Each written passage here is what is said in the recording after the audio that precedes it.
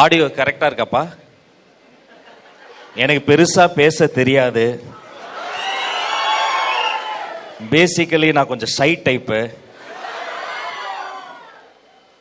வெற்றி தலைவர் அவர்களுக்கு முதல் வணக்கம். ஆளாக்கி அழகு பார்க்கும் அன்பு ஆசான் பொதுச் செயலாளருக்கு பாச வணக்கம். பெரம்பூரை தமிழக வெற்றி கழகத்தின் கோட்டையாக மாற்றியிருக்கிற இந்த சிங்க கூட்டத்திற்கு தலை வணக்கம். நேரத்தின் அருமை கருதி மேடையில் இருக்கவங்களுக்கு வணக்கம் வச்சு முடிக்கிறதுக்குள்ளேயே ஏன் டைம் முடிஞ்சிடும். அதனால அனைத்து பேரையும் சொன்னதாக கிடையாது, யாரும் தவறாடுறதுக்கு வேணாம். அத்தனை பேருக்கும் உரிமை வணக்கம். கைத்தட்ட 5 பேருக்கு நன்றி. யாரோ பாவம் நம்ம பையன் எல்லாம் ஃபுல்லா பீரங்கி மாதிரி முழங்கிட்டு போயிட்டாங்க. ஆடிஷன் வந்தப்ப சாதாரணமா வந்தாங்க, இன்னைக்கு பார்த்தா நம்மளோட பயங்கரமா பேசுறாங்க. சரி, நாம என்ன பண்றது? திருக்குறள் சொல்லி தொடங்கலாம். அநீதி அக்கிரமம் தில்லுமுள்ளு எல்லாம் திமுக முதற்றே உலகு. சாமியும் வணங்கிடணும். ஓம் சக்தி பராசக்தி. அவங்க தான் சொன்னாங்க, நான் எதுவும் சொல்லல. அண்ணன் கோச்சு கூடாது. பெரம்பூர் திரும்பிய திசையெல்லாம் சிரித்த முகங்கள் இருக்கின்ற அற்புதமான இந்த மண்ணின் மைந்தர்கள் வாழ்கிற சென்னையினுடைய ஆன்மா என்று சொன்னால் வட சென்னையினுடைய பெரம்பூர். ஒரு நிமிஷம், காணாமல் போனவர்களை பற்றிய அறிவிப்பு. கடந்த 4.25 வருஷமாக எம்எல்ஏ ஆபீஸில் எம்எல்ஏக்களே காணவில்லை. பக்கத்துல பெரம்பூருக்கு பேருந்து நிலையம் கட்டியிருக்கிறார்கள், உட்கார்றதுக்கு சீட்டுகளை காணவில்லை. கொடுத்த வாக்குறுதிகள் காணவில்லை. 2026க்கு மேல திமுகவையே காணவில்லை.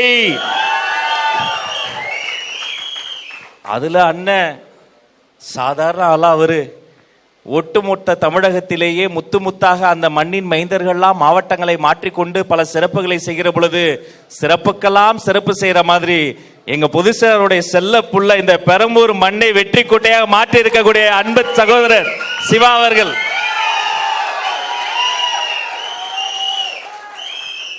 பக்கத்துல ஒரு பேருந்து நிலையம் திறந்தாங்களே, என்னாச்சுன்னா அவர்கிட்ட கேட்டேன். அவர் எனக்கு ஒண்ணு அனுப்புறாரு, பேருந்து நிலையத்தில் உட்கார்றதுக்கு சீட்டை காணவில்லை.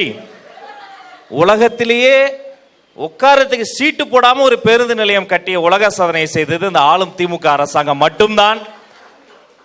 பயம் தோல்வி என்னமா பக்கத்துல தான் இருக்கு. இன்னும் கொஞ்ச நாள்ல திமுக பக்கத்துல கூட இருக்காது, வீட்டுல மட்டும் தான் இருக்கும். இத்தனை பேர் ஒவ்வொருத்தரும் ஒவ்வொரு மூலையில இருந்து ஒவ்வொரு ஊர்ல இருந்து, தஞ்சாவூர்ல இருந்து, திருச்சியில இருந்து, மதுரைக்கு பேச போனவங்க, அங்க பேச போனவங்க எல்லாரும் ஓடி திசையட்டும் இருந்து ஓடி வந்து இங்க நிக்கிறோம்னா ஏன் நம்முடைய வெற்றி தலைவர் அவர்களே 2026 தமிழ்நாட்டின் தலையெழுத்தை திருத்தி எழுத வேண்டும் என்று சொன்னால் நம்ம தங்க தளபதி அந்த முதலமைச்சர் நாற்காலியில் அமர வேண்டும்.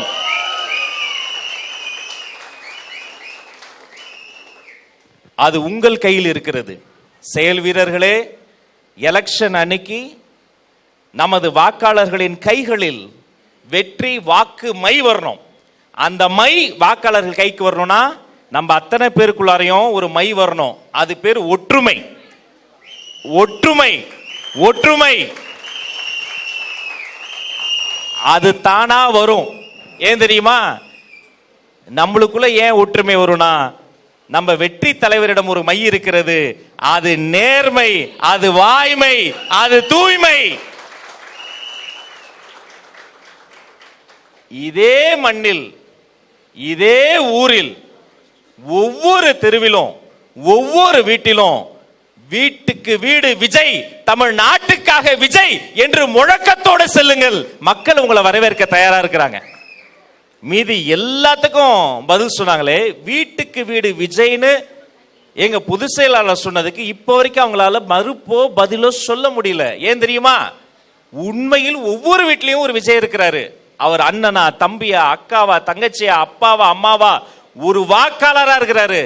தேர்தல் அன்னைக்கு வீட்டில இருந்து மட்டுமல்ல, வெளிநாட்டில இருந்து கூட பிளைட் டு பிளைட்டா விமானமா இறங்கி வருவாங்க. தொட்டுவிடும் தூரத்தில் தூய்மை தேவதைகள் 10 நாட்கள் உண்ணா நோன்பு இருந்தாங்க. புதுசை சொல்லி எங்க ஆதவ் சார் பார்க்க போயிருந்தாரு. கூட போனேன். கண்ணு கலங்கிருச்சு. கண்ணீரை மறைச்சுக்கிறாரு பொதுச் செயலாளர். 10 நாளுமா ஒத்த வாய் சாப்பிடல, ஒரு வாய் சோறு சாப்பிடல.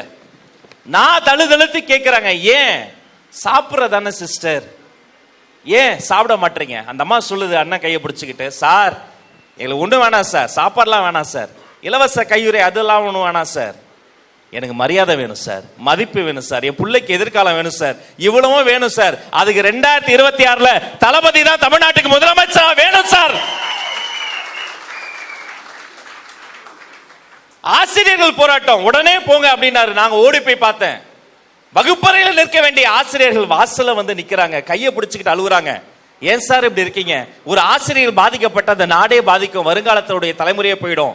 என்ன சார் வேணும்னு அவங்க சொன்னாங்க. அவங்க ஒண்ணுமே வேணாம், சொன்னதை செஞ்சிருந்தா பரவாயில்ல. அவங்க எலெக்ஷன்ல வர்றதுக்கு முன்னாடி என்னென்னவோ சொன்னாங்க, அதை எதையுமே செய்யல.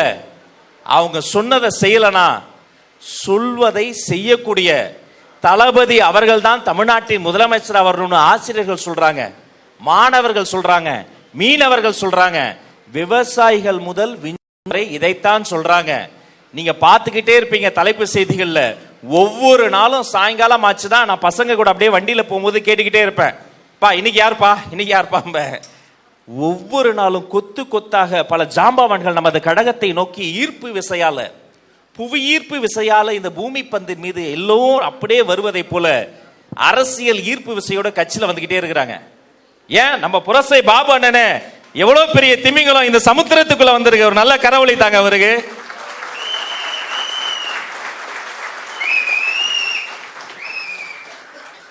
அதான் பேப்பர்ல என்ன ஒரு வாட்டி கேட்டாங்க, என்ன செங்கோட்டையன் சாரே வந்துட்டாருன்னாங்க. நான் சொன்னேன், தம்பி இன்று செங்கோட்டையே வந்தது, நாளை செஞ்சாஜு கோட்டையே வரப்போகிறது.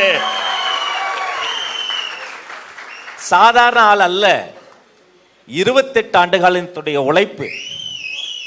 பிறந்த குழந்தைக்கு தங்க மோதிரம் இப்பவும் போடுறீங்களா இல்லையா? ஜிஹெச்ல போட்டுக்கிட்டு இருக்கோமா இல்லையா? யார் போடுவா? பிறந்த குழந்தைக்கு தங்க மோதிரம், வளரும் குழந்தைக்கு ரொட்டி பால் முட்டை திட்டம், படிக்கும் குழந்தைக்கு விஜய் படிப்பகம். இவங்கள மாதிரி குடிப்பகம் கிடையாதுடா, படிப்பகம் நடத்தக்கூடிய கட்சி இது கட்சி. படிப்பில் ஜெயிச்சா எந்த குழந்தை வந்து என்ன தளபதி கிட்ட கூட்டு போனாலும் அதான் சொல்ல, நீ நல்லா படிச்சு ஃபர்ஸ்ட் மார்க் வாங்கினா, 10th 12th ஃபர்ஸ்ட் மார்க் வாங்கினா கூட்டு போறதுன்னு. அவரு உன்னை தேடி வந்து தங்க முதலமும் வைரத்தோடும் போடுவார், ராஜாத்தி நல்லா படிமா. படிப்பில் வென்றால் தளபதி கல்வி விருதுகள், கல்லூரி சேர கல்வி உதவி தொகைகள், வாழ்வு நிறைக்க விஜய் குருதியகம், வயிற்றை நிறைக்க விஜய் விலையில்லா விருந்தகம். ஒரு சர்க்காரை நடத்தி கொண்டிருக்கக்கூடிய தலைவரின் தலைவர். எவ்வளவு எதிர்ப்பு வந்தாலும் எதிர்த்தவர்களை ஏணிப்படையாய் மாற்றி அதன் மேல் ஏறி நின்று கெத்தா மாசா சிரிக்கிற மைக்கேல் ராயப்பண்டாய் ஆளு. எதிரிகளை பார்த்து பார்த்து வளர்ந்தவர். அன்று மாட்டுக்காக குரல் கொடுத்தார், நேற்று நீட்டுக்காக குரல் கொடுத்தார், இன்று தமிழ்நாட்டுக்காக குரல் கொடுக்கிறார். வீட்டுக்கு வீடு விஜய், வெற்றி சின்னம், தாய்மார்களின் சின்னம், தமிழர்களின் சின்னம், வட சென்னையின் சின்னம். உங்கள் பொன்னான வாக்குகளை அதில் விழ வைப்பதற்காக ஓடி ஓடி வேலை செய்யுங்கள். உங்கள் அத்தனை பேருக்கும் நல்லதே நடக்கட்டும், நலமே சுழட்டும். மீண்டும் வெற்றி விழாவில் சந்திப்போம். நன்றி நன்றி நன்றி, வணக்கம்.